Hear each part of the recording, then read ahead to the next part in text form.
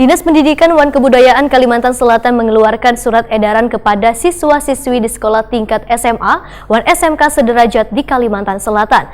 Dikeluarkannya surat edaran tersebut dikarenakan kabut asap yang mulai mengancam kesehatan warga di Banua. Jika kabut asap semakin pekat, maka sekolah dapat meliburkan proses belajar mengajar.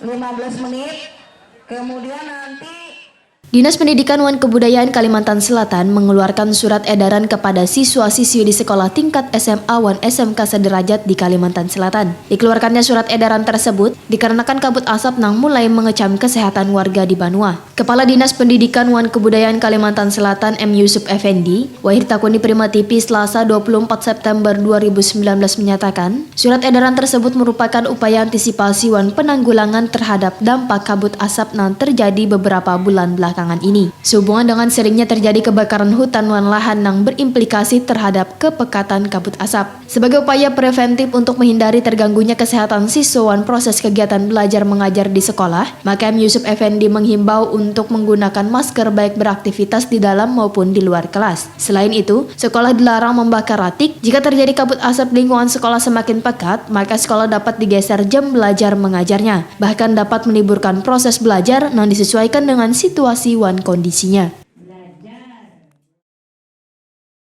Dengan adanya kabut asap, kita sudah menerbitkan surat edaran.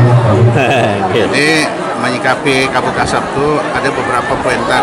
Yang pertama, kami melarang sekolah membakar sampah di sekolah. Yang kedua, kalau ada api di lingkungan sekolah, agar proaktif untuk ambil bagian untuk memadamkan api yang ada di lingkungannya. Nah, kemudian yang ketiga, kalau ternyata adanya kabut asap, nah sesuai derajat atau tingkatan kekabutannya, nah itu derajat kabutnya semakin tebal, membahayakan kesehatan bagi siswa, nah maka sekolah diperkenankan meliburkan, tetapi dengan catatan harus dilaporkan ke dinas. M. Yusuf Effendi menegaskan bila Disdik terus memantau pekatnya kabut asap yang terjadi di lingkungan sekolah di Kalimantan Selatan. Jika situasinya kadang memungkinkan, maka kepala sekolah diminta untuk meliburkan proses belajar mengajar dengan syarat melaporkan jumlah waktu libur sekolah.